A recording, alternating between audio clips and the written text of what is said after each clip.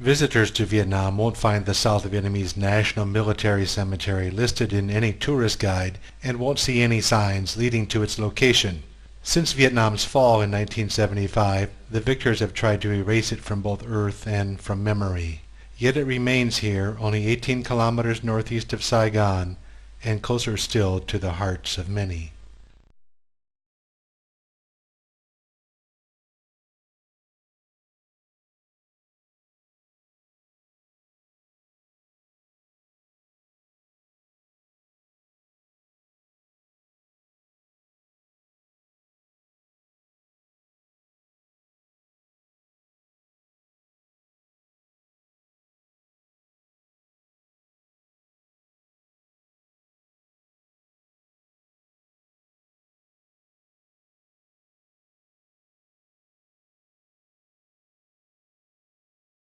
Before it was destroyed on 30 April 1975, a large bronze statue of a soldier had sat at the highway entrance. Named Tuang Tiec, or Mourning Soldier, the soldier's sad pose expressed the sorrow he felt for fallen comrades buried beyond the hill behind him. The sculptor, Nguyen Thanh Tu, had found his inspiration for the statue at a rural shop near the cemetery, where a young airborne soldier was drinking beer with imaginary comrades to whom he had just bid farewell at their funeral. Soon after its dedication in November 1996, stories began to spread of a ghost soldier dressed just like the statue wandering the area at night. He never scared people, he just asked for a drink of water. It is said that he sometimes helped thwart robberies and attacks upon young women in the area. Perhaps the most famous story was about how he saved a battalion of Vietnamese Marines from a North Vietnamese ambush in Tet 1968. In gratitude, the Marines later held a memorial service at the statue. During a trip to Vietnam in 1994, my Vietnamese friend and I paid a visit to the cemetery. We turned in the dirt road and drove to the foot of the hill where the tomb of the unknown soldier stood. It had been off limits to visitors for several years and once had a humiliating sign saying, "Here the puppet army soldiers were punished for their crimes." The sign has since been removed and in the early 1990s the public has been allowed to enter.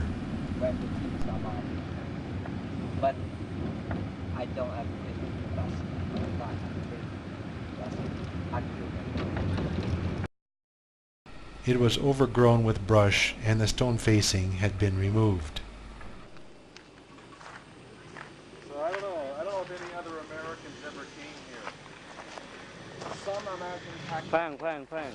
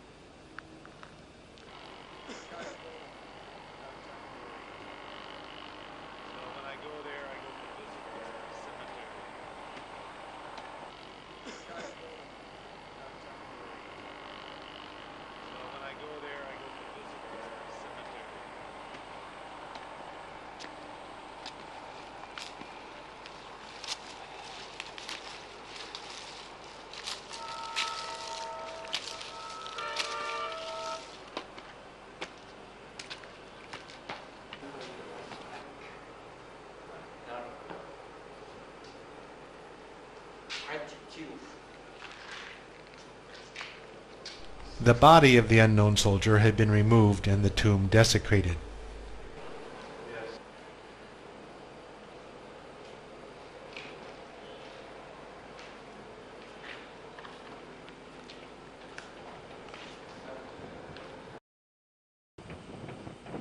Do you have any friends like that? Oh, I don't know. Leaving the tomb, we drove to the stele at the center of the cemetery.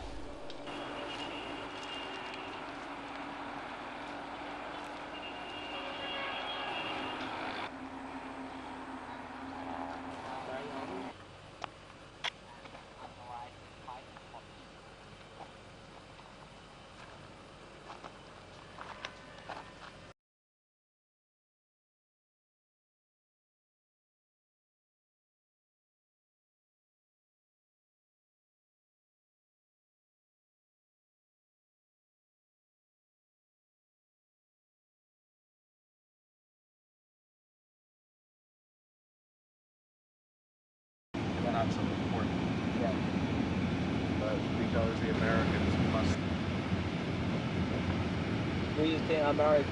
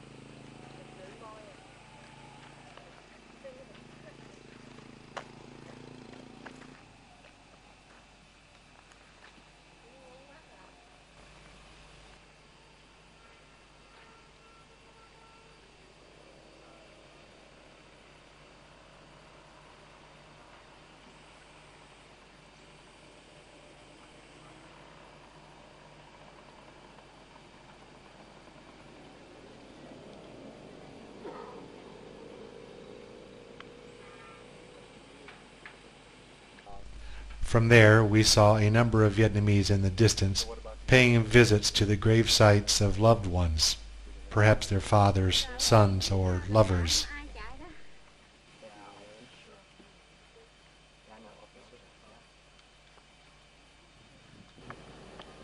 We left the city to visit some of the grave sites. Some have been abandoned, having no one to care for them. Many of the gravestones have been defaced. A few had their remains removed and reburied elsewhere, some in foreign countries by overseas Vietnamese. Many others have been carefully tended to. Some families could afford to only clean or whitewash the graves, while more fortunate ones, perhaps overseas Vietnamese, have made improvements to the graves. After visiting the grave sites, we went to a nearby temple.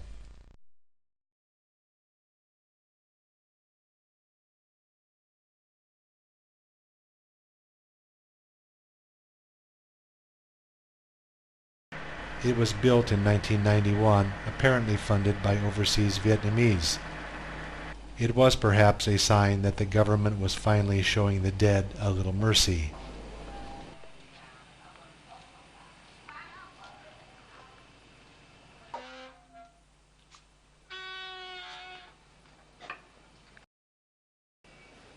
She remember you. I was here before. Nó vô cái nền. Lên lấy cây đen, lên xuống lấy cây đen.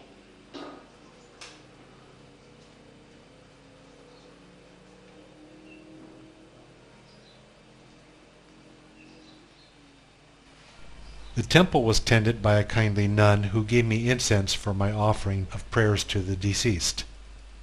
I knew none of the men to whom my prayers were offered, but they deserved my respect.